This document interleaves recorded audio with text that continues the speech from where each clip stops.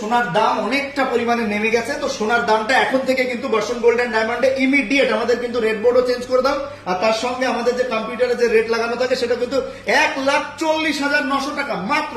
কি বলছেন কি স্যার, সকালবেলা থেকে তো 1,48,550 ছিল। 1,48,550 বোর্ড রয়েছে, বোর্ডটা ইমিডিয়েট চেঞ্জ করে দাও।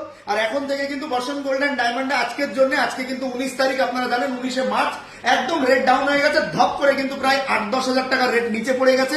আপনারা যারা যারা সোনার গহনা কিনতে চাইছেন, মানে চট জলদি কিনে নেবেন। কতক্ষণ দাঁড় করাতে পারবো কেউ জানে না, কতক্ষণ থাকবে রেটটা, হতে পারে রাতটাই থাকবে, হতে পারে কালকে সকাল অবধি থাকবে, হতে পারে কালকে দিনটাও থাকতে পারে।